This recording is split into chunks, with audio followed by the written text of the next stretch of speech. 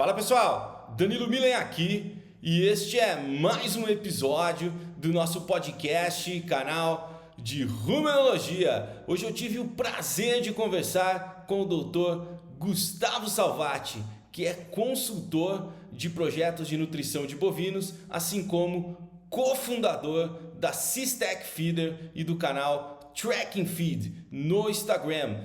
Conversamos hoje com o Gustavo sobre Snaplade, grãos úmidos, grãos reconstituídos. O Gustavo tem vasta experiência com esse tipo de tecnologia e também com o uso desses produtos em dietas de vacas de leite. Eu, óbvio, acabei dando o meu palpite aqui, o meu ponto de vista do uso desses produtos que contêm amido de alta degradação em dietas de bovinos de corte. O episódio ficou muito legal e eu tenho certeza que vocês vão gostar. Fiquem agora com o episódio de número 66 aqui do canal de Ruminologia, Snaplade e grãos úmidos com o Dr. Gustavo Salvati. Gustavo, seja muito bem-vindo ao nosso podcast, canal de Ruminologia. É um prazer tê-lo aqui conosco. Muito obrigado por ter aceito o nosso convite para vir compartilhar todo o seu conhecimento aqui com os ouvintes do canal. Fique à vontade para se apresentar para a nossa audiência. Professor Danilo, primeiramente é uma honra estar aqui, nesse canal, que eu já venho escutando e recomendo muito para os amigos, né? Eu acho que tanto para a área de gado de leite, Obrigado. gado de corte, então o pessoal sempre tem acompanhado, eu também sou um fiel ouvinte aí durante as viagens, então eu aprendo muito e tem sido de grande valia esse conteúdo. Então, para mim é uma honra estar nesse palco aqui também, compartilhando um pouquinho da nossa experiência. Para quem não me conhece, né, meu nome é Gustavo Salvati, eu sou mineiro, sou natural de Juiz de Fora, Minas Gerais, e minha história aí com a pecuária, meu pai é técnico agrícola, trabalha na Embrapa Gado de Leite, e desde criança eu costumei acompanhar ele aqui dentro da fazenda, né? Então já aprendi a gostar de vaca com ele. E nós temos também uma pequena propriedade no interior do estado do Rio, e ali a gente já começou a aplicar a técnica aí e aprender algo. E aí eu fiz zootecnia lá na Federal de Lavras, meu mestrado lá também, trabalhando com o professor Marcos Neves Pereira, fui do grupo de estudos dele lá, o grupo do leite. Então ali eu tive oportunidade de aprender muito, convivi, já vi que você também já convidou alguns ex-membros do grupo do leite aqui, a Fernanda, né, que trabalha na Disseu. Já tive o prazer de trabalhar com a Fernanda lá nos Estados Unidos. Depois que eu acabei o mestrado, eu fui para Madison, eu consegui uma bolsa de estudos para ficar 1 ano, e foi uma experiência fantástica, né? Trabalhando com silagem de milho lá, junto com o professor Randy Shaver, e na época o Luiz Felipe Ferrareta era estudante de doutorado, mas eu tive a oportunidade de interagir com os dois, né, que são grandes influências aí, e fiz um projeto muito legal, que era avaliar a qualidade da silagem de milho do meio oeste americano. Então, eu conheci umas 70 fazendas, coletando amostra, fazendo questionários, um trabalho de questionário. Foi uma baita oportunidade. Na época, eles estavam lançando o Shredley, que era um processador novo de silagem de milho, que é bem agressivo, mais agressivo, pela geometria dele, né, dos rolos. E aí eles estavam querendo ver a percepção dos fazendeiros, né, com relação a essa nova tecnologia que permitiu o produtor aumentar o tamanho de corte sem prejudicar o processamento de grão, permitiu o produtor, nesse sentido, de tentar reduzir um pouco a segunda fonte de forragem ou até anulá-la. Então, estava bem em voga na época lá esse tema. E aí eu tive essa oportunidade de trabalhar com essas duas feras aí e executar esse trabalho que me deu bastante know-how, até porque eu faço hoje também na parte de consultoria de silagem. Eu consegui ter bastante experiência lá, né? Aprendi bastante, fiz algumas disciplinas lá do departamento, que não precisa nem falar, né? O departamento de Dairy Science de Madison, e os professores também do SDA e Madison, né? Tem a Order Expo e várias outras situações lá, né? Que culminaram em grandes aprendizados para mim.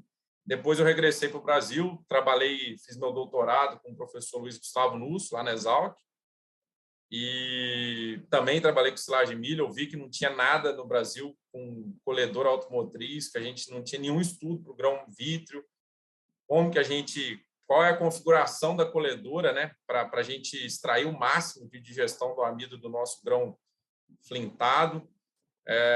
E então eu trabalhei muito nessa área. Tinha silagem, mas muito com foco em fibra fisicamente efetiva e digestão do amido. Então eu trabalhei mudando os tamanhos de corte na colhedora e vendo esse efeito de fibra fisicamente efetiva e processamento de grão.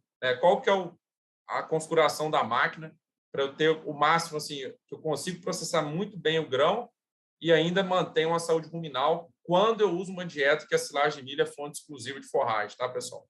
A gente trabalhou com isso, fora outras configurações para colhedoras convencionais de arrasto que a gente tem mais no Brasil, né, para tentar maximizar o processamento de grão. Tivemos a felicidade da equipe nossa ser condecorada aí com o prêmio de melhor tese por esse trabalho, então a gente ficou muito feliz de ter acreditado nessa ideia, de ter trazido a colhedora, ter feito o contato lá na AgriShow para trazer essa colhedora, que não é fácil. Então, foi muito gratificante. E durante o doutorado, eu também criei uma startup junto com um amigo meu e uma equipe, né, que a gente foi constituindo, que também, tendo a oportunidade, a gente vai falar aqui, que é a Systec Feeder, que é um alimentador para bezerras leiteiras. Durante alimentador de concentrado, a gente mede o consumo de ração da bezerra durante a fase inicial ali, de 0 até 3 meses de idade, que ela está na transição do leite para a ração, e o ganho de peso, né? E a gente consegue calcular a eficiência alimentar e notificar o produtor quando acaba a ração da bezerra, quando teve queda no consumo, que pode ser alguma doença, alguma enfermidade, né? Diarreia, tristeza parasitária, pneumonia, que são as mais recorrentes aí no bezerreiro. Então, essa identificação precoce das doenças, que a gente está melhorando o algoritmo para isso, também como um momento certo para desmamar essa bezerra. Então, a gente começou essa saga em 2016, ganhamos um prêmio aí do Ideas for Milk em 2017, um prêmio na França, e depois do doutorado eu toquei um PIP da FAPESP, a gente conseguiu um investimento de 200 mil da FAPESP, validamos o equipamento lá na Exalc, e hoje a gente está na Fazenda Colorado, como a Cargill comprou 20 equipamentos e colocou lá já tem um ano. Então, estamos nessa lida aí também com essa empresa. Temos outros equipamentos, esse é o que tem mais rastro, assim, vamos dizer, de história. E concomitante a isso, né, porque a gente não consegue viver só de inovação, porque demora para as coisas virarem,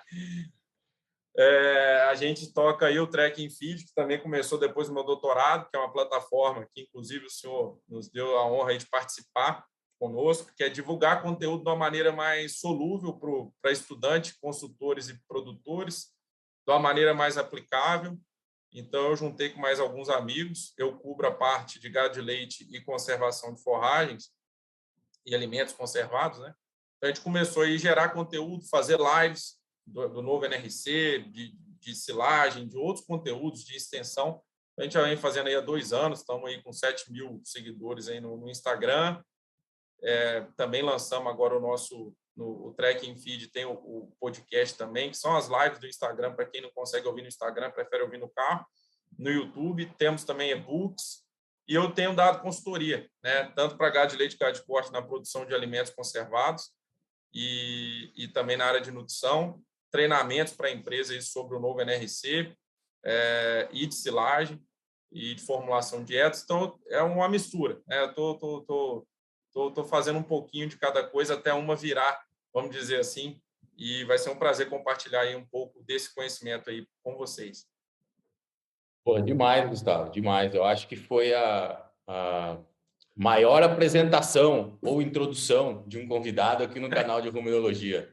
Eu acho que, porra, vai ser muito valiosa essa sua apresentação, principalmente para as pessoas que escutam, né, e que assistem aqui aos episódios do canal e que estão em processo de formação ainda, né, estão na graduação, na pós-graduação, mostrar que, né, hoje em dia o cara pode fazer mestrado, pode fazer doutorado, pode ir para o exterior e mesmo assim, quando ele volta para o Brasil, ele pode dar consultoria, ele pode estar envolvido ainda em pesquisa, né, ou envolvido em inovação, ele pode ser empreendedor, criar uma empresa, né?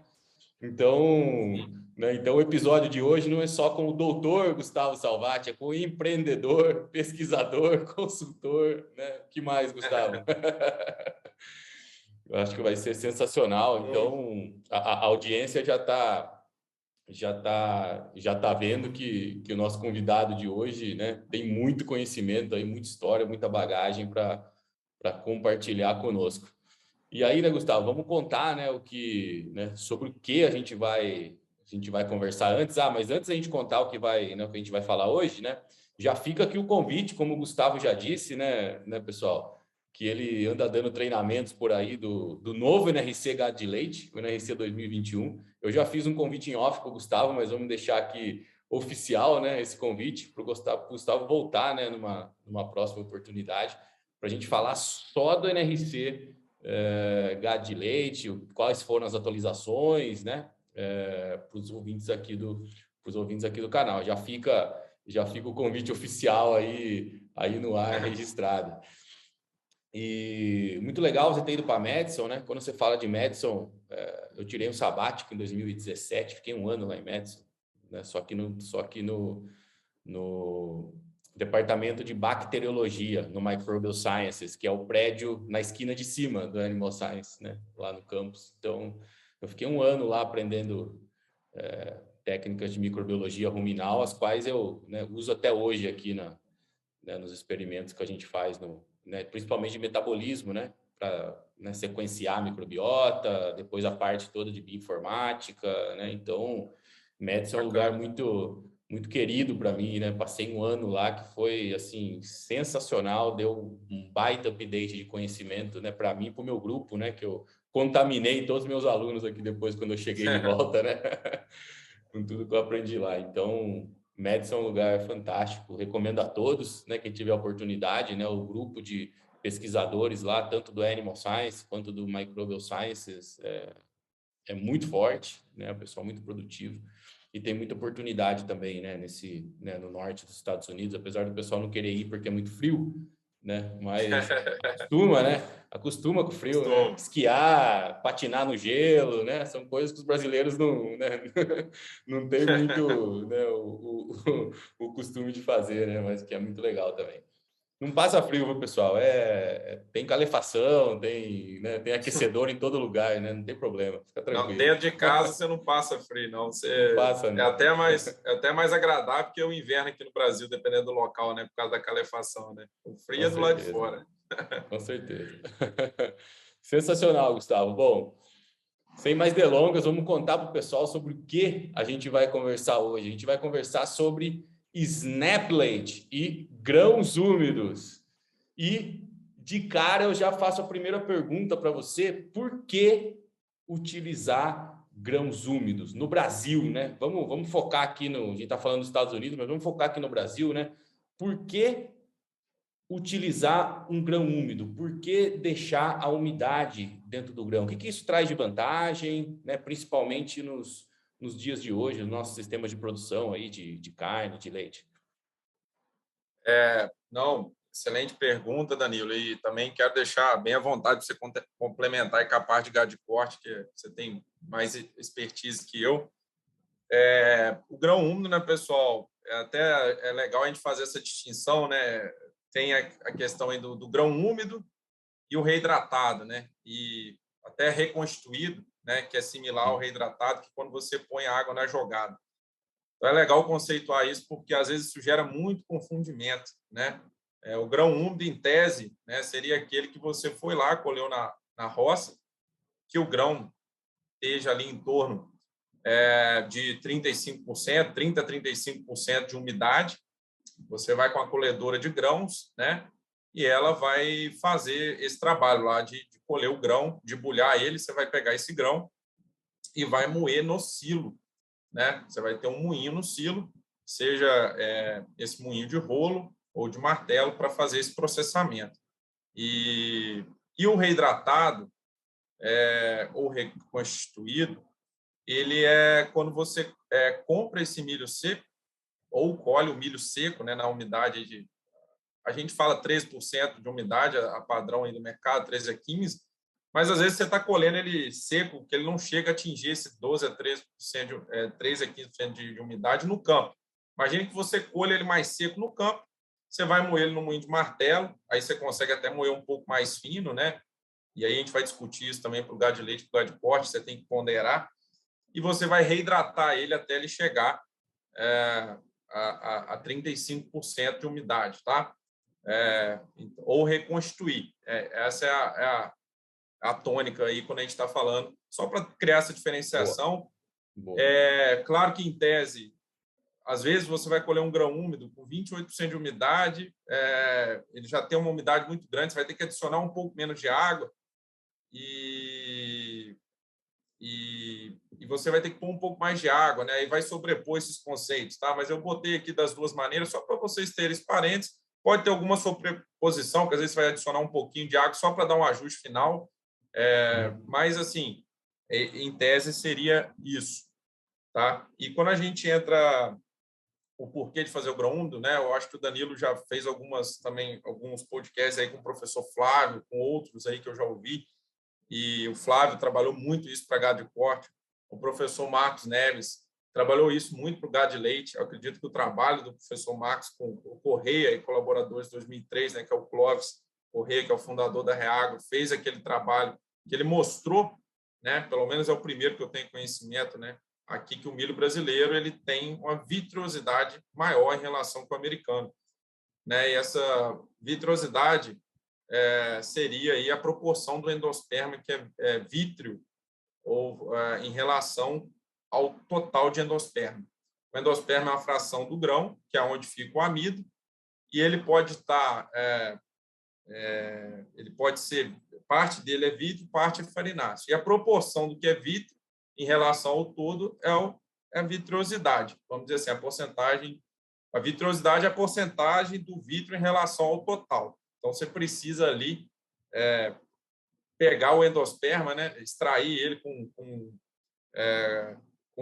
a gente usa bisturi, né, tira o pericarpo, que é aquela camada fibrosa, tira o germe, que é onde fica o óleo, e aí sobra o endosperma, e aí você vai raspando esse endosperma com esse bisturi, e aí você pesa, primeiro você tem o peso total do endosperma, e depois que você raspar ele, que aí o farináceo, o que é mais farinha, vai sair com essa raspagem, você pesa o que fica vitrificado, que é o flintado, e aí você vai saber a proporção. Tá? Vou dar um exemplo aqui. Você pesou lá, deu 10 gramas do endosperma total, 7 gramas é o vítreo, né? Então você tem 70% de vitrosidade, tá? Um exemplo assim, em conta de padaria. E o vítreo, por que ele é mais duro, né? Porque ele, entre os grânulos de amido, ele tem uma matriz proteica que é igual um cimento que cola esses grânulos de amido e ele impede da bactéria lá no rumen entrar, né? Ou dificulta essa permear nesse endosperma e também dificulta também permear água ali também, né? Então, dos primórdios aí, a gente precisa ter água para a bactéria também acessá-la, precisa de uma atividade de água para acessar aquilo ali. Não tem o processo de hidratação, né, do substrato, que é o primeiro passo, né, de início da fermentação, da colonização, né? Com certeza. E o milho brasileiro, ele tem mais desse endosperma, sabe? Essa porcentagem de endosperma vítreo. O trabalho do Correia mostrou muito bem isso, do Clóvis Correia. E aí o Flávio também trabalhou, explorou muito isso. E qual que é o problema disso, né? Isso digere menos dentro do rumen. Esse amido digere menos dentro do rumen. Então, o fato de você fazer o grão úmido, primeiro, já tem uma certa umidade e distribuída de forma uniforme no grão, né? Esse que você está colhendo lá na roça com 35% de umidade. E o outro fato é que você vai permitir que o silo, desde que você rompa o pericarpo, tá? Só fazendo um parênteses aqui, a primeira barreira para digerir o amido no rumen é o pericarpo, que é essa camada fibrosa.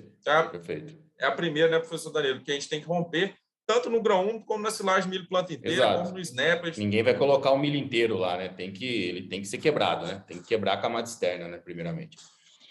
Atendendo essa premissa, aí a segunda é o endosperma. Só que se você atendeu a primeira e jogar isso dentro do silo, a gente tem as bactérias produzem enzimas proteolíticas, e aí como esse grão já está hidratado, com a umidade distribuída, né, teve essa hidratação, e aí essas bactérias têm as enzimas que vão quebrar essas proteínas, né, chamadas prolaminas, no caso específico do milho chama zeína. Então todo grão de cereal tem essas proteínas, cada uma tem seu nome, cada um tem a sua especificação, né? A gente sabe, por exemplo, que a do sorgo, que a cafarina ela impermeabiliza mais ainda esse amido do sorgo, por isso que o sorgo tem a pior digestão. Sim. E também pode ser melhorado quando você faz sorgo reidratado e deixa lá estocado. Por quê? Nesse processo, as enzimas bacterianas, em maior parte, né, vão quebrar essa matriz proteica e esse grânulo de amido vai descolar.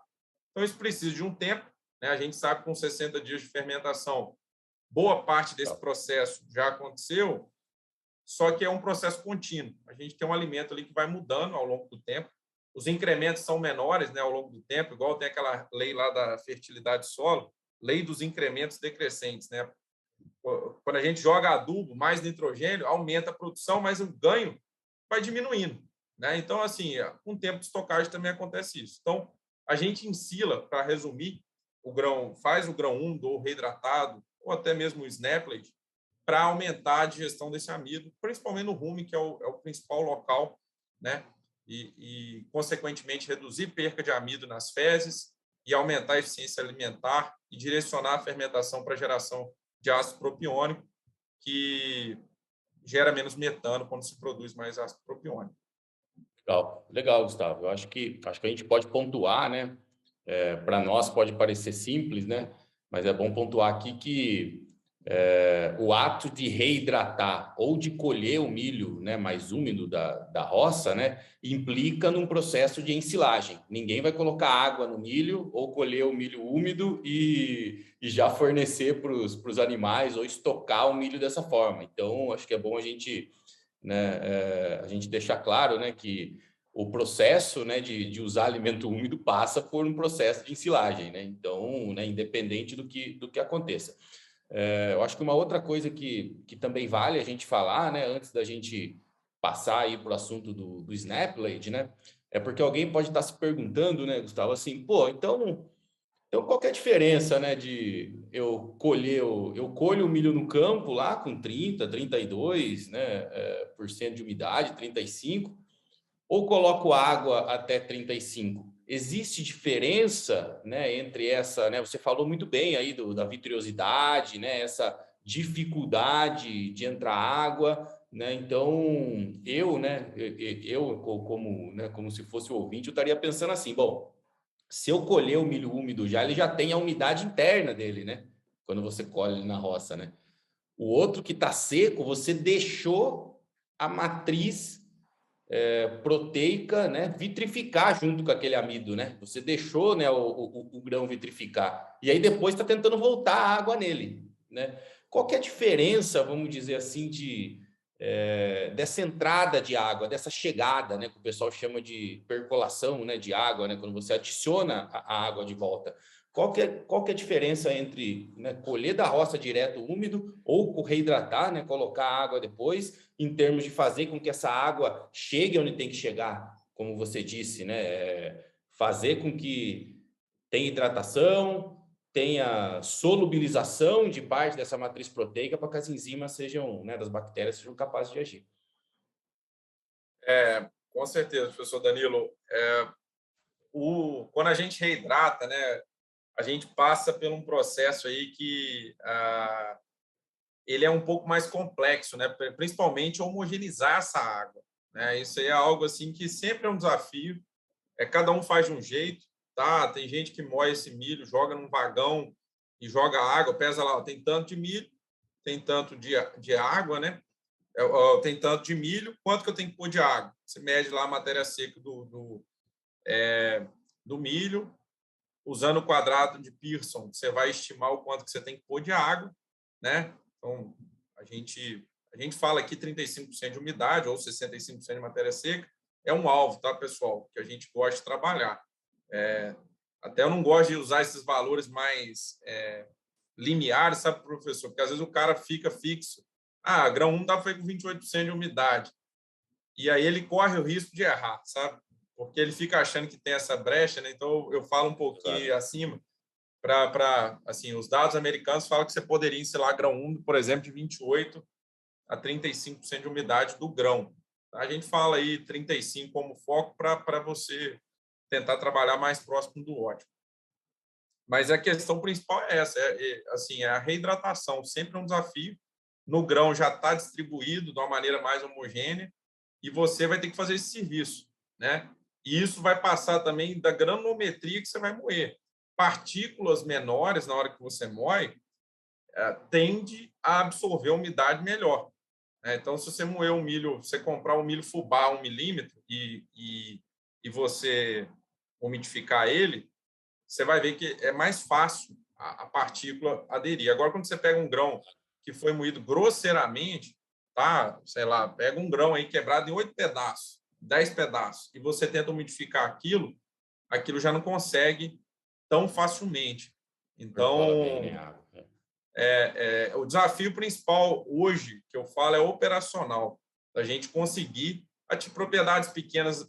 Hoje a gente tem o cara compra o milho seco aí do mercado, que não está sendo uma grande vantagem, porque o preço do milho está altíssimo, né? Fazer o milho reidratado como estratégia assim, de você comprar. Como é que o milho reidratado, assim, a estratégia era? Vamos comprar um milho na hora que o preço está bom e estocar na fazenda de uma maneira mais barata, em vez de usar o silo metálico e ainda ganhar de gestão de amido. Pelo menos esse é o meu entendimento quando começou a se usar, né? E, claro, ganhar eficiência alimentar, tudo que o grão 1 já fazia. E aí a gente sai ainda dessa janela de corte do grão 1, que é de 15 dias, 10 dias, né? A gente compra o milho na hora que está, né, no preço baixíssimo, Claro. que não é a realidade hoje, né? E aí você vai ter que moer e reidratar junto. E aí você conseguia fracionar a operação. Não preciso fazer tudo nessa semana, eu faço um silo agora, um silo na próxima. Não é igual o grão úmido que você tem já, ó, chegou a roça, você tem que executar. Então, não é impeditivo, tá, pessoal? Estou falando que quando começou a Claro, fazer claro. milho reidratado, pensou-se dessa forma. E as propriedades pequenas, hoje, aí você tem uma máquina que consegue moer, eles já botaram canos adaptados com aspersores para tentar fazer isso. E aí, a gente até no trekking lá, a gente fez um e-book, até o professor Danilo participou do lançamento, que a gente explica isso mais detalhadamente, com fotos, como medir a vazão da moagem, como regular a aspersão também. Mas, assim, só para concluir, realmente, quando a gente vai para o reidratado, tudo que você vai reidratar ou reconstruir, você passa pelo processo de reidratação, que ele é complicado operacionalmente e ele é também dependente da granulometria do que você está homogeneizando com a água. Às vezes o cara é pecuarista, né, Gustavo? O cara não é agricultor, né? Ele tem uma operação de pecuária, então o cara não tem roça, né? O cara não tem o know-how para plantar uma roça de milho, ou simplesmente na região dele, sei lá, o milho não vai bem, né? O pessoal planta soja, planta outra cultura, né? E se o cara quiser usar milho, ele tem que realmente comprar um milho seco, né? E o processo de reidratação veio para isso, né? Para preencher essas lacunas, sem contar que para fazer milho úmido, né? A gente fez muito milho úmido já durante os últimos 10 anos aí de experimentos, né? E é sempre um rolo, porque tem dia que chove, aí sempre no final de março você vai colher, né? Assim, sempre tem aquela chuva, aí você tem que parar, né? Fechar o silo, fica um dia inteiro chovendo, você abre o silo de novo 24 horas depois ou 36 horas depois, né? Fica ruim da máquina entrar, porque normalmente a colhedora de grão é pesada, né? Dependendo do tipo de terreno, né? Então assim, é bem complicado, né? A última roça que a gente colheu aqui há 2 anos tinha muita maritaca na roça. E aí, tipo, esperava que ia colher, sei lá, 70 toneladas de uma área lá, colhemos 55, né? 15 toneladas foi, pô, foi de comida para as maritacas, né? Então, assim, também tem essa, né? Tem o risco de perder a roça, né? Então, tem o lance dos tratos culturais, né? Então o milho, né? O processo de reidratação veio bem a calhar, né? Nesse sentido, né? Para o pessoal ter ideia, eu filmei ontem um processo de reidratação, que a gente estava reidratando milho num confinamento aqui perto. Vou compartilhar minha tela aqui, se você não se importa, só para o pessoal Não, saber tranquilo. como que é um processo, né? Tem vários tipos de fazer, né? Tá vendo aí? Tá vendo, né? Sim. Mas esse foi um tipo, né, que o confinamento adotou. Então, aí o milho saindo, né, o processo do fim para o início, né? Então, ele saindo lá. Aí, bem aqui, ó, vou até pausar, ó, tem um moinho, né? Então, o grão sai lá de dentro do galpão, cai no moinho, o moinho sobe por elevador. E aí, lá em cima tem um galãozinho, né? Um galãozinho para colocar o inoculante, né? E, né, o milho sobe moído, e aí de lá joga o inoculante, e do inoculante cai na esteira, né? De volta, a esteira leva até o silo de destino, né? E aí cai aí, ó. Esse é o início, né? Tá bem no comecinho, ó. Muito bacana. Bacana, né?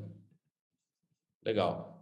E é bem interessante esse adendo que você fez, professor, que para os confinamentos, né, essa oportunidade de estocar ele e melhorar a qualidade desse produto, né?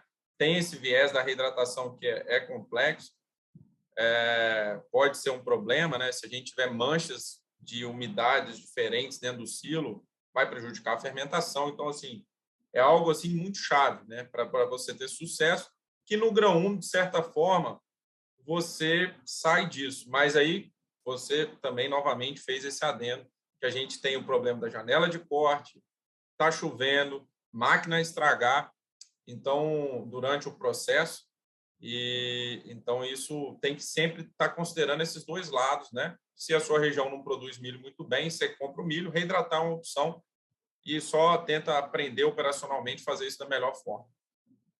A gente também tem que frisar, né, Gustavo, como você bem disse, a gente aumenta a degradação do amido dentro do rumen, a gente aumenta a produção de propionato, que é o precursor da glicose, né? Aos olhos do produtor e do técnico, né? Pô, excelente, então, né? Ou seja, o milho está super caro, né? E a gente lançar a mão de métodos que aproveitem mais os nutrientes do milho, né? É excelente. Só que a gente tem que pontuar também, né? Esse confinamento específico, né? Quando a gente começou a usar o milho reidratado, né? Esse não é o primeiro silo, a gente já fez outros, né? Outros silos. Ajustamos a dieta, coisa que nunca tinha acontecido antes, começou a aparecer alguns bois com timpanismo.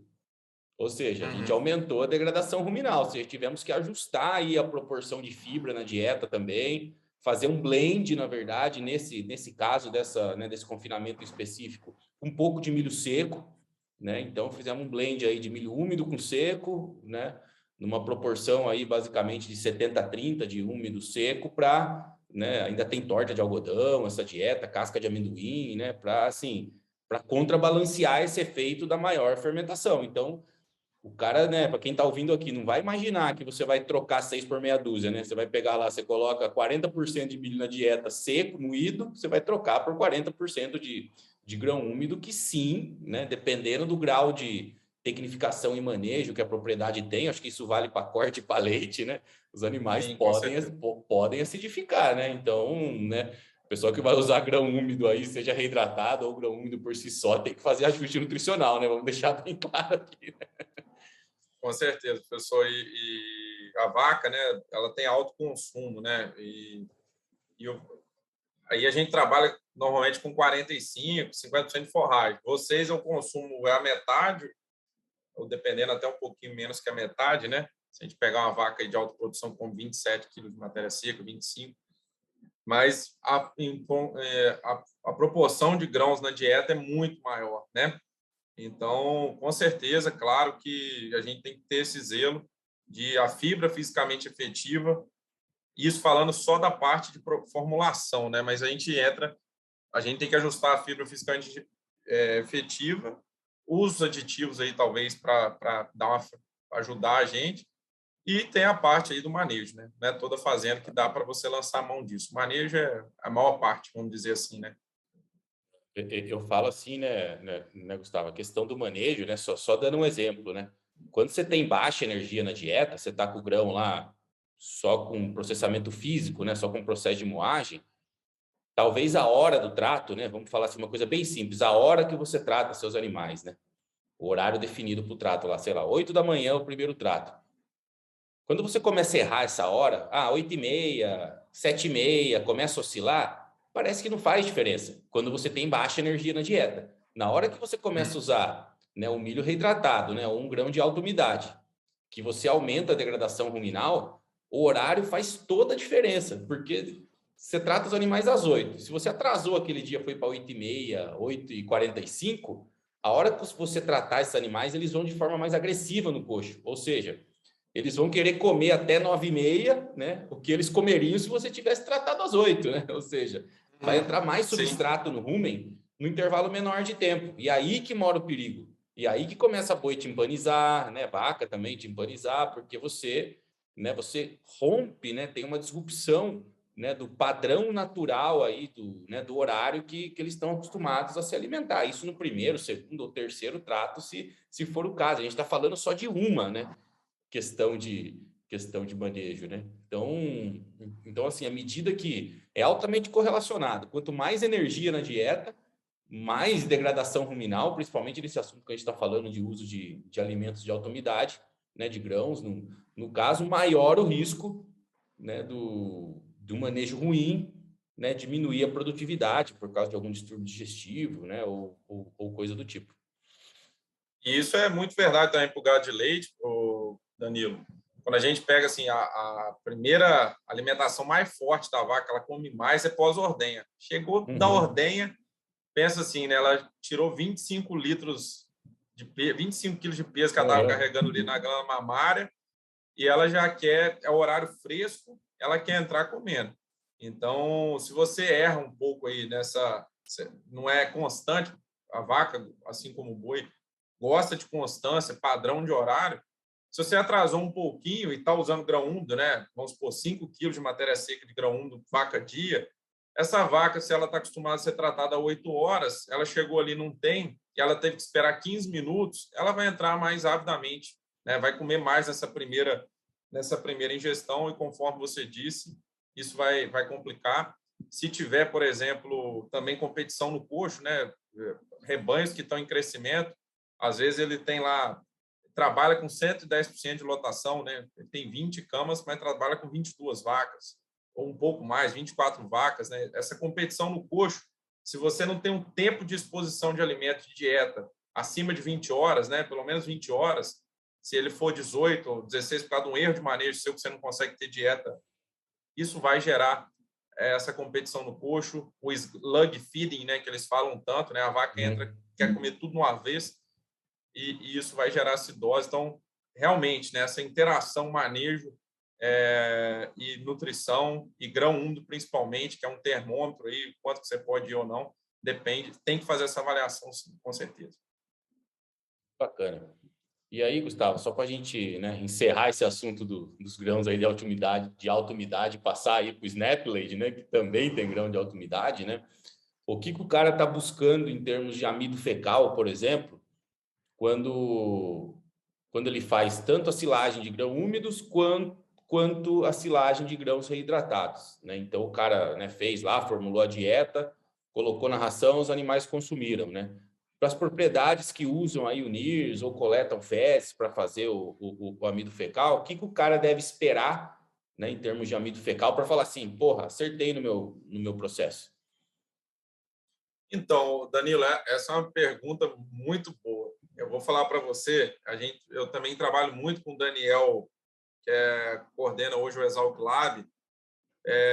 Até vou compartilhar depois uns dados aí da média do que é o Snapblade brasileiro, né? Que a gente sempre peço ele para levantar esses dados. E um dado que a gente tem muito desafio é o amido fecal. Por quê? Ainda a gente não sabe como enviar isso para chegar de uma maneira íntegra lá no laboratório. Né? Se você manda congelado, chega descongelado, isso aí, bactéria já começa a comer aquele amido durante o processo de trajeto. Claro. Se a gente seca na fazenda, o próprio pessoal que cede a curva de início fala assim, cara, a gente não consegue padronizar a secagem em fazenda. Cada um seca de um jeito. E a curva foi padronizada para uma amostra seca a 55 graus Celsius por tantas horas. Então, esse é um desafio que a gente realmente, tá? Só compartilhando aqui, é um desafio que a gente não tem no brasileiro, tá? Mas o americano, o pessoal gosta de trabalhar com 3% de amido fecal para vaca de leite. É um número legal, tá? Vou falar do meu experimento, de outros que a gente acompanha. que é um dado assim do experimento, eu falo com mais veemência, porque é um dado que foi controlado, o padrão de secagem foi controlado, né? E a gente tem visto aí 4,5%, 5% de amido fecal, mesmo você processando. Então, eu daria um chute em torno de 4% a 5%, baseado nisso, tá? É uma informação um pouco fraca, eu não queria ter um número mais forte, mas contextualizando para vocês esse desafio. E mais uma ponderação, sabe, Danilo, que eu acho legal que a gente esquecemos de falar, que esse amido também ele promove mais síntese de proteína microbiana. Esse amido mais digestível Claro, é uma claro, ferramenta para aumentar a proteína no leite, né? Porque você vai maximizar a síntese de proteína claro. microbiana com esses produtos, silagens de grãos aí, né? Não, bacana. 4 a 5% em vacas de leite, né, Gustavo? Acho que trazendo para o corte, a gente espera aí 3%, né, no bovino de corte. Uhum. Vamos dizer, o ótimo que seria assim, puta, foi excelente 1%, né? A gente já pegou em experimentos nossos aqui também, né? 1% de amido fecal em silagem de grão úmido, né? Feito, colhido direto da roça, né? Muito bem feito. 1% de amido fecal, assim, de forma bem consistente, né? E aí, quando a gente passa por reidratado, a gente fica entre 1 e 3%, né? Que é exatamente esse processo que a gente comentou, né? Pô, tem mais dificuldade de percolação de água, né? Envolve, né? Acertar essa... Tem que ficar fazendo matéria seca dos grãos que vão chegando toda hora para você ajustar a quantidade de água. Então, é todo um processo, né? Que tem várias oportunidades para se cometer pequenos erros, né? E aí, né? Talvez esse milho reidratado não fique tão igual, né, a uma silagem de grão úmido, né, colhida no campo, que também tem problemas, né, mas assumindo, né, uma silagem de milho bem colhida no campo, né, como padrão, né, a gente tem visto aí amido fecal para gado de corte e confinamento de 1 a 3%, né, em milhos bem reidratados, né, bem feitos aí. Então, um Que é pouquinho mais legal, né, alto. professor Danilo, também para o pessoal entender que tem essa questão da taxa de passagem, da diferença da vaca de leite para o boi de corte. Perfeito, Isso também perfeito. acaba influenciando também nesses valores, né? Que às vezes o ouvinte vai ouvir aí, pô, mas por que no gado de corte gere mais do que na vaca, né? É porque ela Exato. come 2,5 vezes a mais em alguns casos e isso passa mais rápido, principalmente essa fração, que é aquela fração que tem um tamanho de partícula menor e às vezes não fica retido lá no médio ruminal e para ter essa digestão maior. Legal. Legal, Gustavo. Eu acho que, né, a gente esclareceu bastante aí em relação aos grãos de alta umidade, né? Eu acho que a gente pode não mudar totalmente de assunto, mas falar um pouco de Snaplate, né? Que eu acho que é um produto, né, não novo, mas que nos últimos anos aí tem ganhado, né, entrada e significância nos sistemas de produção. Primeiramente no leite, agora tem bastante gente do corte, né, fazendo Snaplate, né? E como é o nome em inglês, né? Muitas vezes as pessoas, pô, o que é esse Snaplate, né? Então, acho que antes de tudo, acho que você podia fazer uma definição, né? Do que é o Snaplate, como que colhe esse troço, como que faz esse negócio, né? E depois a gente entra nas particularidades aí de dieta, de efeitos aí no metabolismo ruminal. Não, então, pessoal, o Snaplate, ele é a silagem de espigas e só que é um conceito diferente que a gente tinha antigamente. Nos Estados Unidos, por muito tempo, usou a silagem de espigas que tinha um nome lá de High Moisture Ear Corn. Essa aí, ela era colhida com a colhedora de grãos, que você mudava a configuração da colhedora de grãos para não debulhar, né? A colhedora de grãos tem a função de bulha, né? Então ela não debulhava, então vinha só o sabugo e o grão. E aí você levava esse sabugo com grão para dentro de um moinho que ia moer. Isso, o que era a vantagem disso, né? Agregaria um pouquinho de fibra do sabugo e teria um pouquinho, o sabugo ele tem um pouco de umidade e açúcar também. Isso ajudaria na fermentação.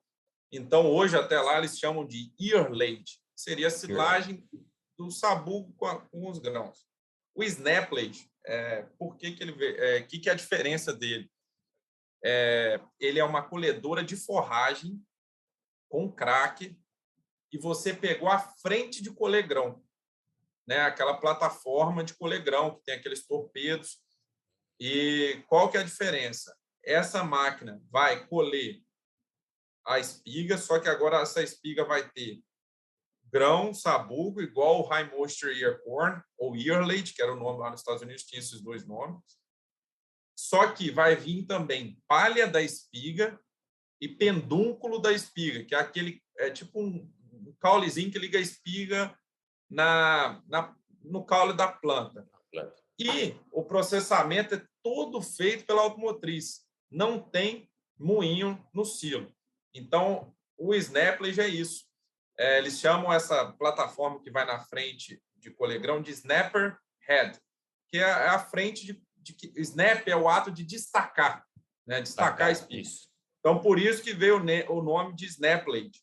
Então, você acoplou uma colhedora, à frente de uma colhedora de grãos, numa colhedora de forragem automotriz, e com qual intuito?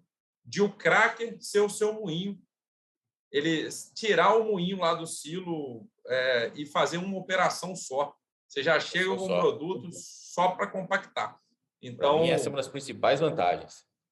E isso aí ganha muito no operacional e economiza demais, né? Então, essa seria a definição da diferença, né? Então, se a gente fosse pegar aqui, só fazendo um panorama, professor Danilo, o grão úmido e o ponto de colheita é muito próximo, tá, pessoal? A gente olha lá, primeiro, linha negra. O que é a linha negra do grão? Vai indicar que está na maturidade fisiológica e que depositou todo o amido. Tá? Então, esse é um ponto, você que vai rodar a roça, você não vai ficar fazendo matéria seca no dedo. Então, assim, o primeiro indício que você tem que ter é fazer essa avaliação, como é que está a deposição do amido, que dá para você fazer ali. Né? Aquele mesma recomendação, né? Evita bordaduras, porque as plantas da bordadura não representam o que está dentro da roça, por causa da incidência solar, a luminosidade. E você vai ver lá, linha negra, depositou o amido tudo. O amido completamente. E aí você vai fazer a matéria seca, né? 35%, de 30% a 35% para o grão úmido e para o Snaplage também. Né? Aí, se você quiser fazer uma estimativa, quanto que vai ser o meu Snaplage se eu colher com 30% de umidade no grão? Você adiciona 5 unidades percentuais. Então, se o grão está com 30%, você vai ter 35% de umidade no seu Snaplage. Se ele está com 35%, você vai estar com 40% no seu Snaplage. Em tese, tá, pessoal? A regra uma recomendação do Bill Marrana, que é um grande consultor. Até depois eu posso deixar um texto dele aqui, professor, para você pôr no link aí. Está em inglês, mas facilmente vocês conseguem traduzir. É um cara fantástico. É um cara que trabalha dentro da Pioneer, e ele fez um texto assim muito bacana falando de Snaplage. E também tem textos aí do professor Tiago Bernardes, do Milk Point, que também é um grande pesquisador nessa área desse tópico, e que vão ajudar você, estudante, consultor, a complementar o seu estudo aí. E então, em termos assim de bromatologia, né, o grão úmido, assim, a gente vai ter ele 72% a 68% de matéria seca, amido de 67% a 74% de amido, FDN ali, que de 8,4% a 12% de FDN, que é o pericarpo, no grão úmido. Isso. Quando a gente vai para o Earlate, que é o High Moisture Ear Corn lá do americano, que é ainda com a colhedora de grãos, mas que só alterou o processo de debulha e não tem palha da espiga, é só sabugo e grão, a gente tem aí 68% a 64% de matéria seca no produto final, 54% a 66% de amido, então um pouquinho menos de amido, porque o sabugo diluiu esse amido. Exato. E o FDN de 16% a 26%. Quando a gente entra no Snaplage, também o dado americano, né, 65% a 62% de matéria seca, tá? 50% a 62% de amido, 18% a 29% de FDN, tá? E vocês veem que tem uma variação maior, e a gente pode depois, no segundo momento, explicar o porquê disso aí, né? Essa janela de variação um pouco maior. E isso se deve também que você está adaptando uma máquina na outra. Então, isso tem uma engenharia para ser feita e para isso estar fazendo da melhor maneira. E só para vocês terem um dado do Brasil, dado de 115 amostras do Exalc Lab, tá? A gente teve 55% de matéria seca, a média, amido 49%, FDN 28%. Então, o que isso aqui me diz? Né? A gente ainda está apanhando alguma coisa aqui no Brasil no processo dessa acoplação da frente de colher grãos com a colhedora automotriz. E também tem a questão a parte do amido também passa também pela parte da produtividade agronômica da roça, mas também passa por esse ajuste, porque se a máquina estiver pegando Legal. folha, caule, coisa que você não queria que entrasse, que a gente chama de contaminantes, isso vai fazer o que com o amido? Baixar e o FDN subir. Então, só fazendo esse resumo, para situar o pessoal aí, o que seria. Não, bacana demais. Né? E em suma, é a planta inteira do milho menos a espiga, né? Ou seja, você olha a planta inteira do milho lá, você tira toda, né, a parte vertical que fica, né, a espiga, né, lateralizada, que é na verdade o que é utilizado, né, para fazer o snap blade, né? No seu, né, dentre todos esses números, né, Gustavo, que você disse, né, o que o Gustavo acha que seria o ideal em termos de teor de umidade e amido para o snap blade? Você falou aí das 115 amostras do Brasil, você falou dos dados americanos, mas o que o Gustavo acha, o que o Gustavo olha no campo para falar assim, pô, sua matéria seca, seu teor de amido tá realmente excelente aqui nesse produto. É legal até você tocar nesse ponto, sabe, Danilo? Eu gosto também de contextualizar que a minha experiência, eu fiz 15 snaplings até hoje, que eu acompanhei, né? Então, é melhor eu falar sobre essas fazendas. Por exemplo, um exemplo é a Chácara Naviraí, que foi a primeira que eu fiz lá em Uberaba. Então, fui para lá sem saber 100% como fazer snaplings, mas eu tinha um contato muito forte com o pessoal de máquinas da New Holland. Então, eu sabia como fazer silagem e o que eu precisei ajustar, eles me ajudaram, porque a gente não consegue saber tudo, né? Então, é legal a gente ter essa rede de contatos para poder contar, que me ajudou, me auxiliou muito. Tá? Até tem alguns problemas que a gente passa, principalmente para picar a palha da espiga e também com o ajuste da máquina, da rosca sem fim, que pode prejudicar a qualidade do snap. Mas, assim, o que eu tenho visto, né, que eu gosto lá da Chácara Naviraí, que faz muito bem feito, sempre com máquina zero, eu já consegui, assim, trabalhar lá com 60% de matéria seca, tá? E consegui 55% de amido. Foram os números que eu consegui dentro da Chácara Naviraí. Então, assim, a média aí desses 3 anos que eu venho acompanhando.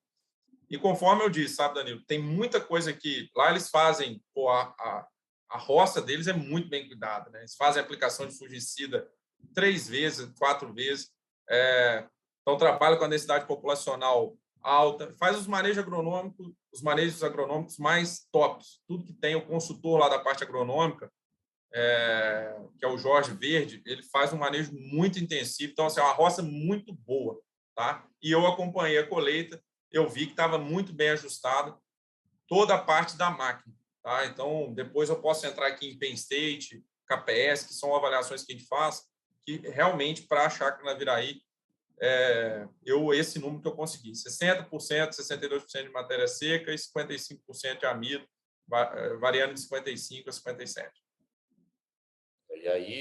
E aí, sem perder muito tempo com isso, né? Mas já vai na mesma linha, né? Para o pessoal ficar ciente que o snap blade, como a gente está dizendo, também é um material úmido. Da mesma forma, o amido vai ser, né? Se você fizer um snap blade de um milho de variedade flintada, também você vai disponibilizar mais o amido, a fermentação ruminal também vai ser mais intensa, né? E se você não tomar cuidado, não fizer ajustes na dieta, você também pode ter problema de acidificação, né? Da mesma forma, como você está dizendo, né? É óbvio que a tendência é a gente, né, ter mais amido num grão úmido, um grão de alta umidade, do que no snap blade, porque está diluído com palha, com sabugo, né? Vamos dizer que é um alimento mais seguro, mas isso não quer dizer que, né, dependendo da inclusão que você coloca aí, tanto para H de corte quanto para H de leite, você pode sim, né, causar uma acidificação, especialmente se os animais não consumiam, né, grãos de alta umidade antes, né? Só para a gente pontuar, né? Eu acho que você pode, Gustavo, eu acho que entrar direto no assunto da Penn State, da KPS, né? Como que vocês fazem para, né, controlar, né? Essas metodologias são usadas como um controle de qualidade, né? Do snap blade, né? Para saber, né, aonde está indo, né? Para saber se precisa de alguns ajustes, né? Como que você utiliza essas metodologias? Então, assim, um conselho que eu tenho seguido, né, também visto, né, principalmente esse trabalho aí do Bill Mahana, que eu citei aqui para vocês, que é esse consultor de extensão, e também o que eu tenho feito no campo, eu tento reduzir o tamanho de corte o máximo possível da máquina. Então, a gente até fez um trabalho agora que está para ser junto com o pessoal da Exalc, lá em Pirassununga, né, que a gente testou tamanhos de corte no Snapland, e o que a gente viu na prática se confirmou, né, o que já era esperado, que o 6 milímetros, que é o menor, foi o melhor no sentido que ele pica melhor a palha, né? Vocês vão ver que o desafio é a palha da espiga. Ela é difícil de picar, por N motivos. Que primeiro, que quando você está colhendo planta inteira, o que a colhedora automotriz faz? Ela colhe aquele volume gigante de forragem, e aí, na hora que entra dentro da máquina, é como se fizesse um feixe, assim, compactado, para a faca passar e cortar. Então, é igual você colhe cebolinha para fazer salada lá, você pega aquele feixe e vai picando, né? Você não vai picar uma a uma, né? Então, assim, aquele feixe te dá consistência. Você compactar ele, quanto mais você compacta, mais fácil para picar uniforme. Se aquilo ficar solto, não vai picar uniforme. Quando você pega o Snapland, aquelas espigas estão entrando aleatoriamente, né? Então, assim, a colhedora, a frente de colher, está colhendo as espigas, aí tem uma rosca sem fim que puxa essas espigas, que cai dentro da máquina, né? E isso vai entrar de maneira aleatória, e aí o processamento da palha sempre é um problema. Então, a forma que a gente tem de corrigir isso é o quê? Trabalhar com tamanho de corte mais curto para tentar, né, conseguir picar essa palha bem. Tá? Esse é um primeiro ponto. E o segundo, tem alguns prestadores de serviço, né? Então, reiterando, né, pessoal, que esse processo também parte de você escolher um prestador de serviço idôneo. Esse cara tem que ser valorizado, faz um bom trabalho. Tem alguns prestadores de serviço que também contêm, além de você ter essa máquina em bom estado, que é o principal ponto, mas eles têm também uma peneira repicadora da palha, que acopla no assoalho, né, da autopropelida, e vai fazer essa palha girar dentro ali mais uma ou duas vezes dentro da máquina para aumentar a chance dela ser picada. Isso são coisas que têm ajudado, tá?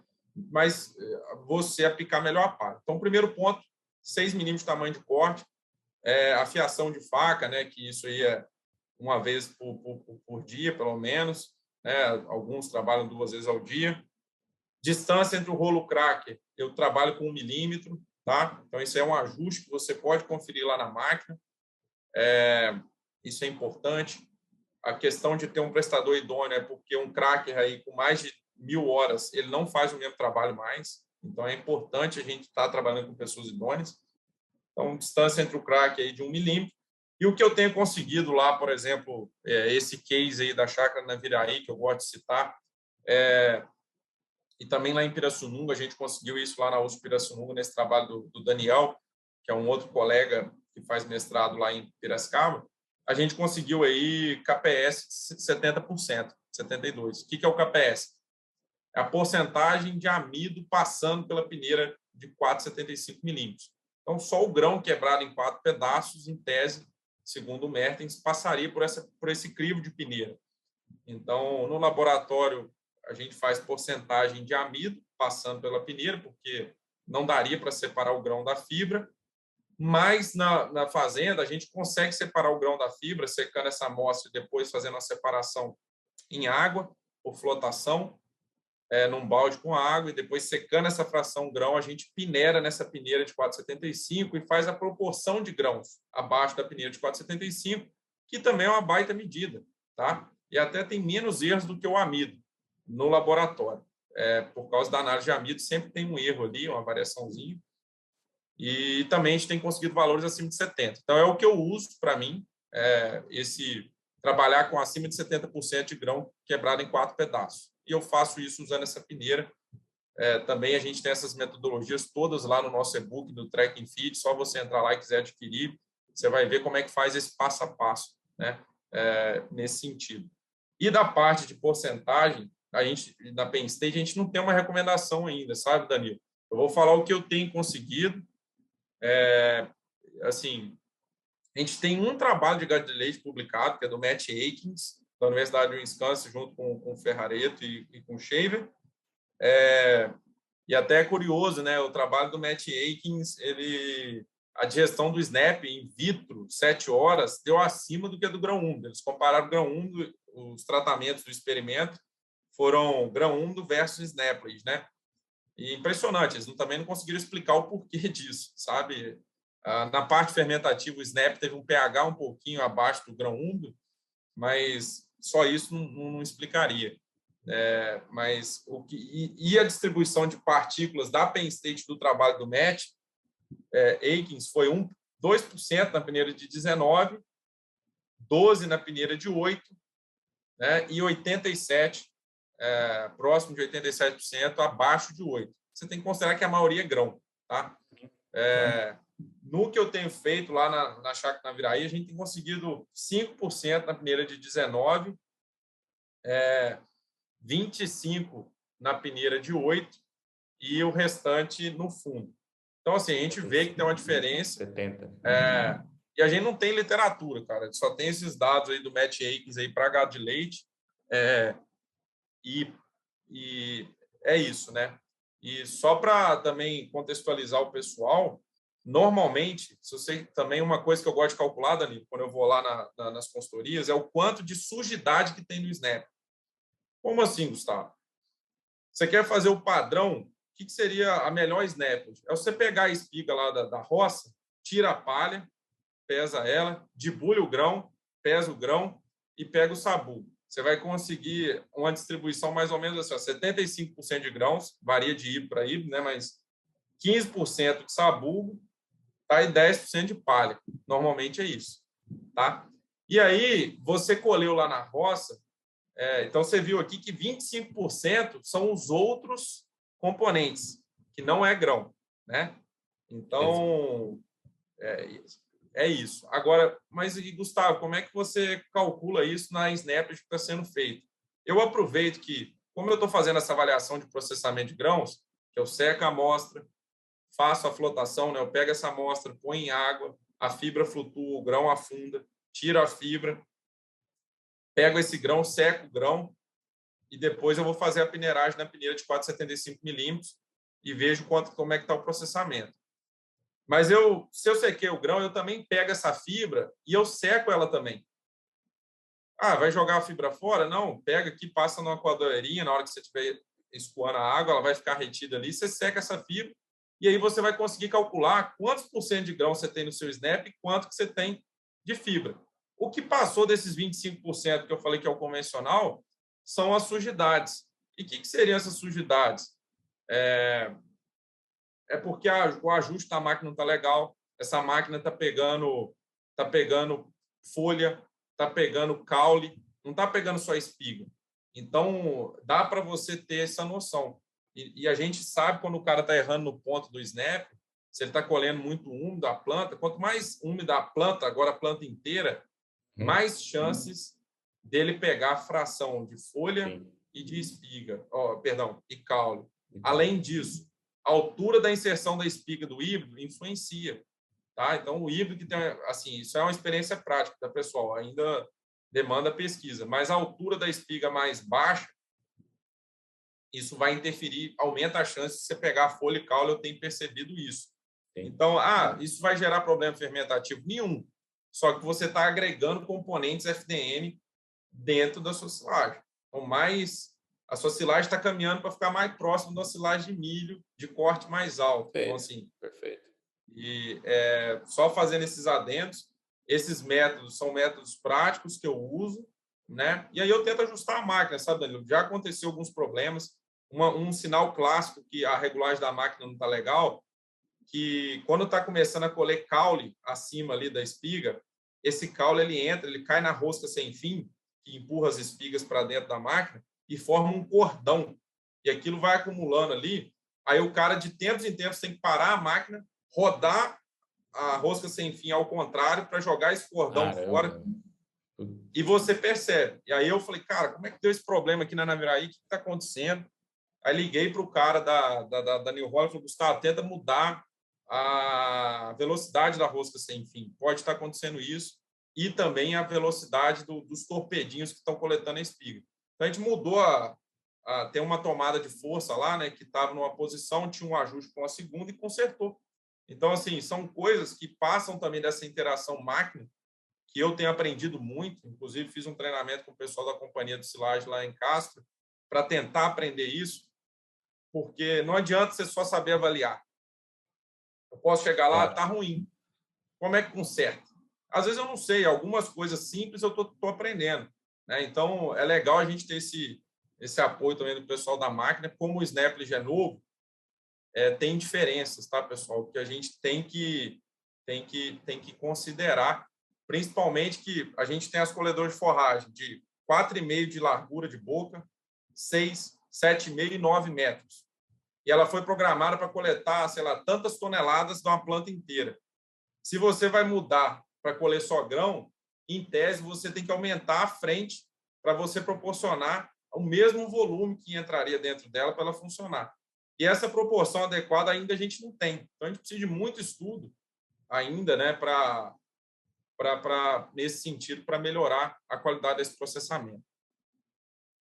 Sensacional, Gustavo. Eu acho que essa sua última abordagem, relacionando aí a sua prática de campo, né, com a ausência de estudos científicos, foi excelente, porque é isso, né?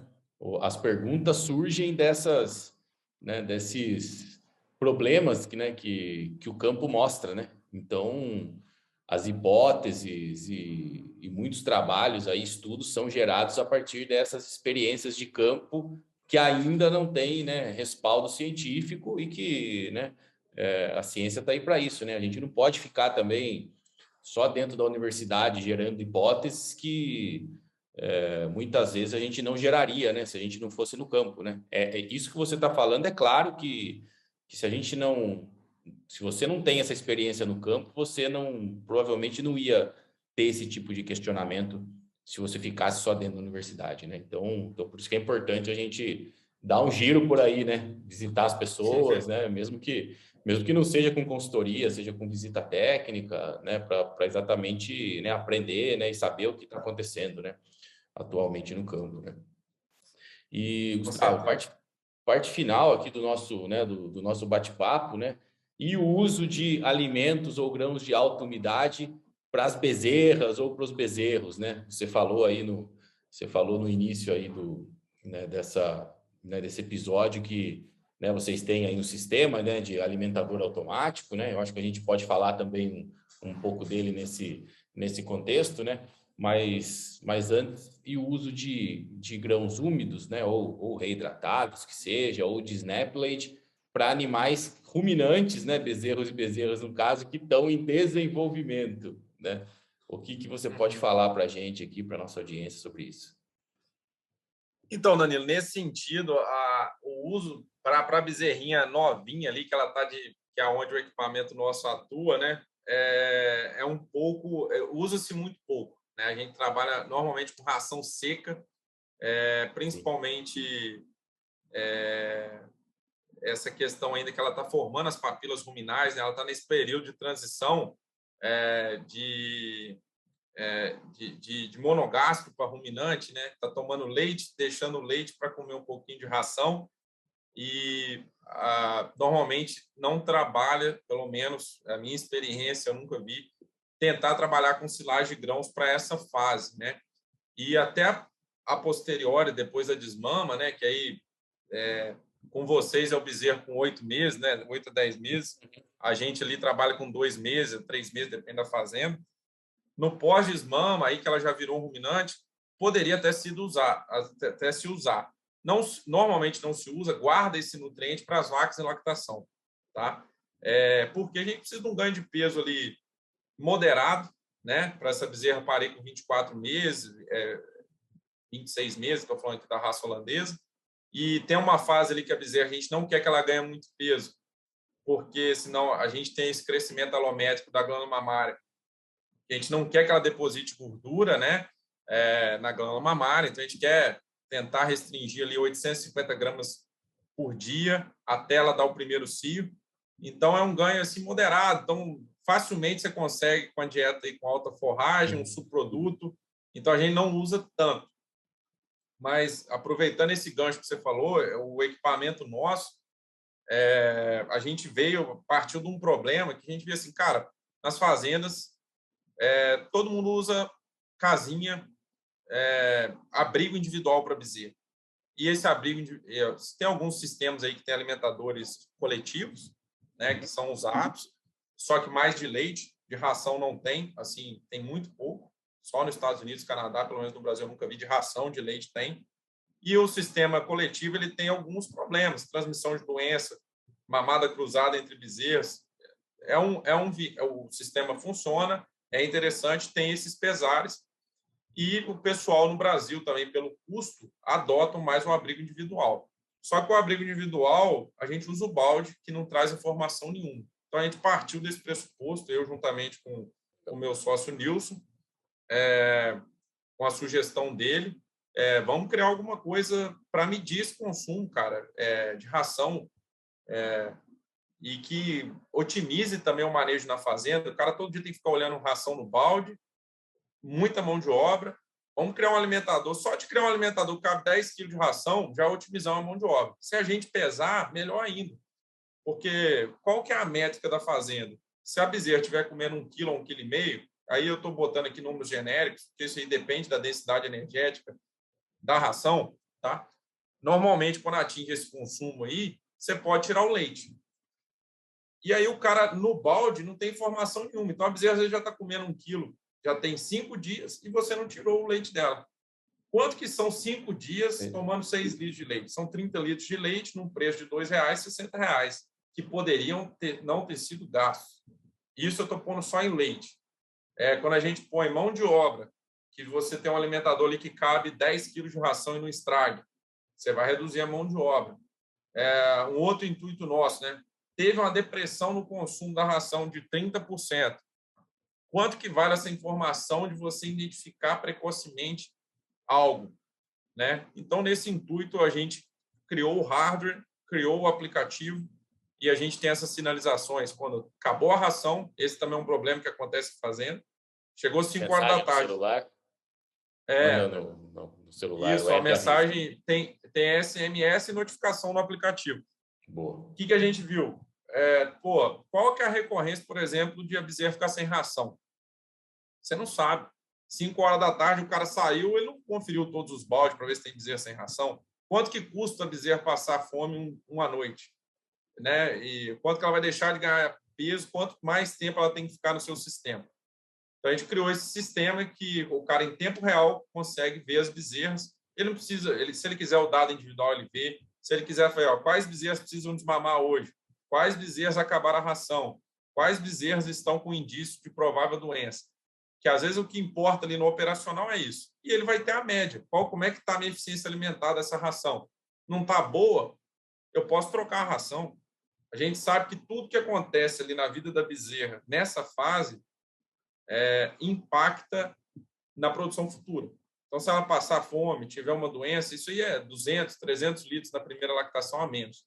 Então, muita gente esquece dessa fase e o nosso produto foi inovador nesse sentido. Não tinha nada para o abrigo individual no mundo, né? A gente depositou a patente aqui no Brasil e nos Estados Unidos, então não tinha nada para o abrigo individual no mundo, nem no Brasil, para medir consumo e ganho de peso para essas bezerras. Então, a gente também mede o ganho de peso, que eu não comentei, partimos do consumo e fomos para o ganho de peso também, e aí a gente consegue calcular a eficiência alimentar e, quem sabe, um dia até ter uma ferramenta aí de benchmark que o cara consegue comparar os resultados da fazenda dele com a do vizinho e ele vê assim, realmente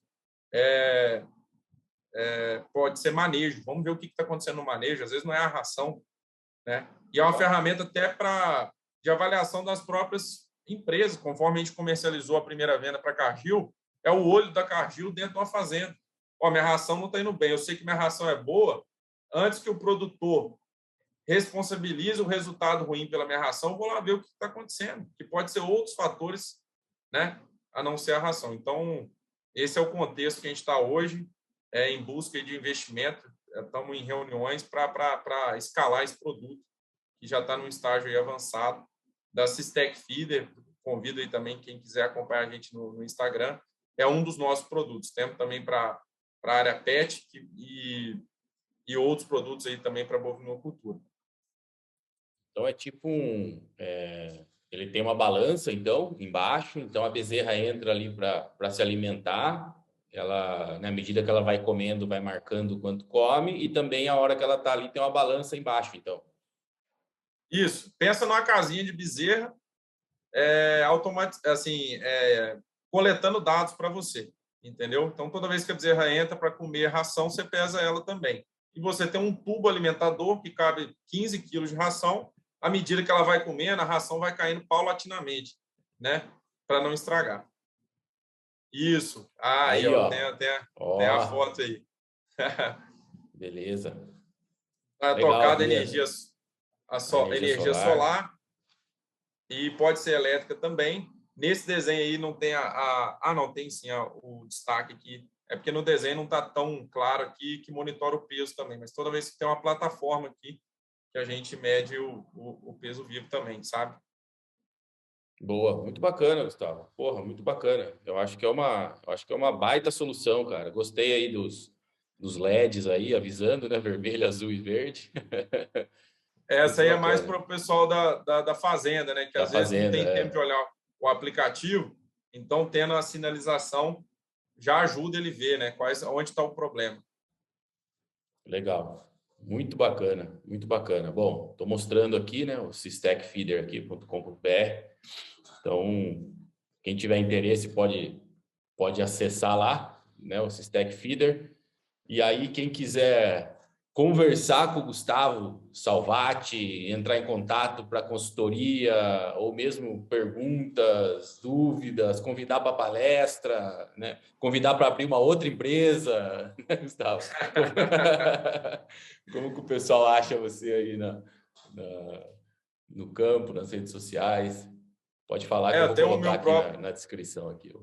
Tem meu próprio Instagram aí, Gustavo Salvati, e tanto das duas, da Systack, da Tracking Feed. Né? A Tracking Feed a gente divulga mais esse tipo de conteúdo que a gente discutimos aqui hoje, né? Então, acompanhe lá na Tracking Feed. A gente tem e-books. O de grão úmido e reidratado a gente fez. O de Snap ainda não, mas vamos fazer. Snapless.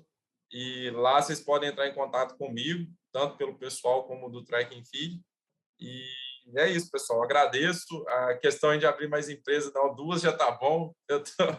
Já é muita coisa.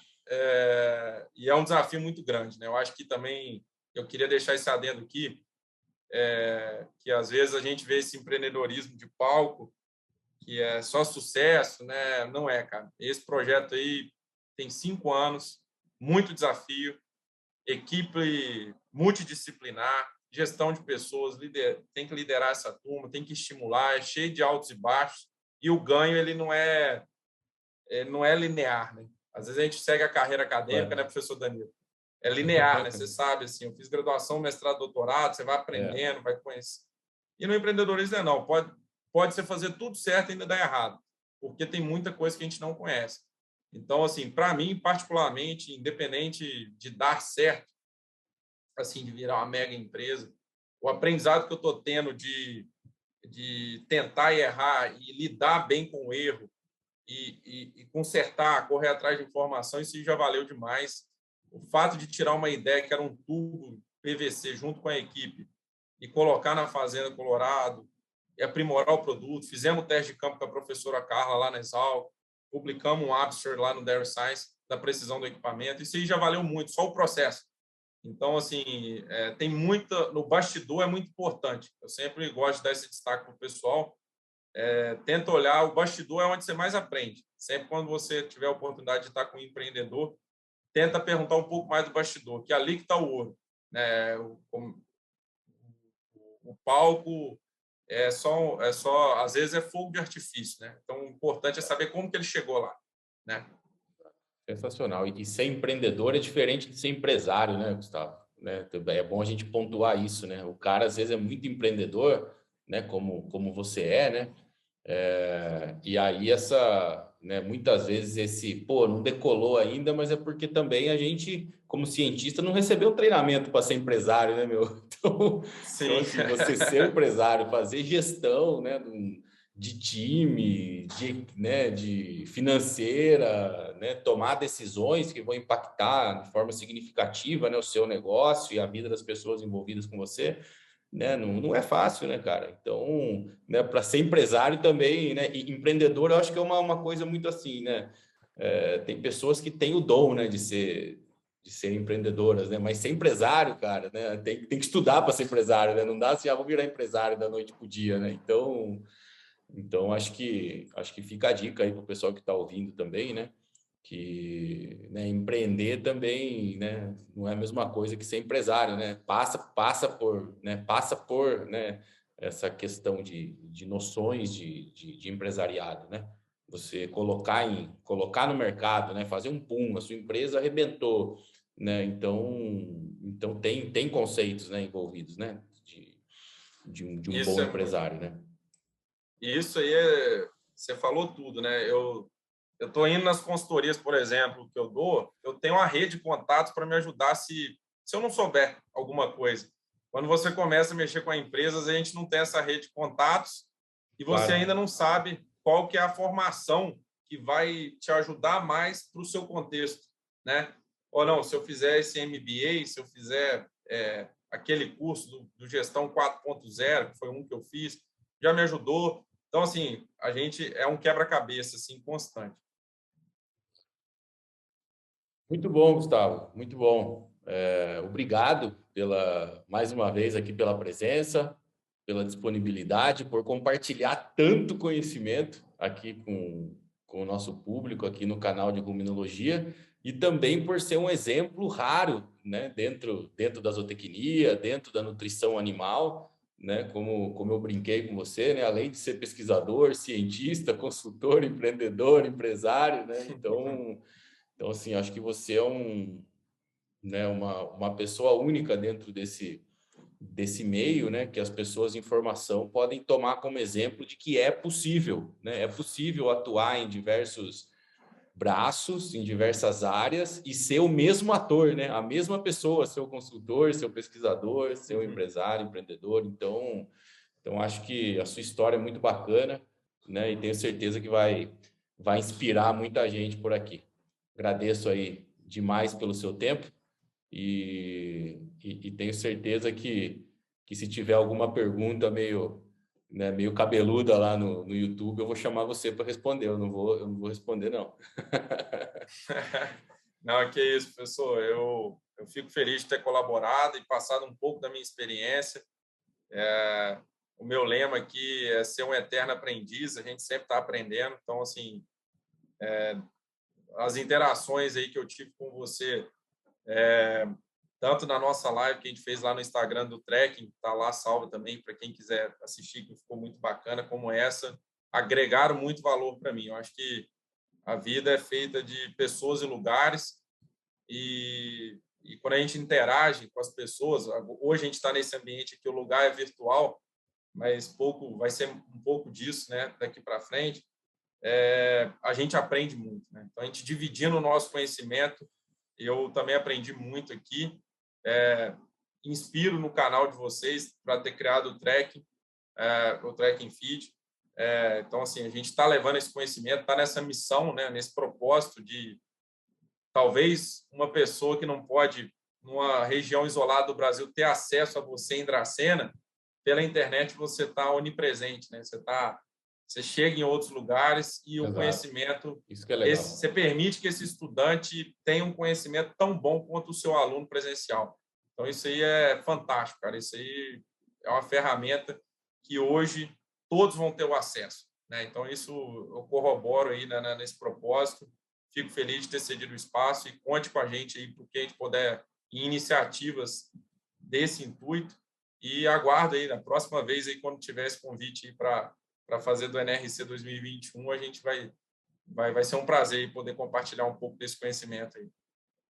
Beleza, Gustavo. É só depois alinharmos as agendas aqui que já está feito o convite. E é só marcar aqui um dia para a gente, né, poder bater um papo agradável de novo, como foi esse. Um grande abraço. Obrigado. Um abraço.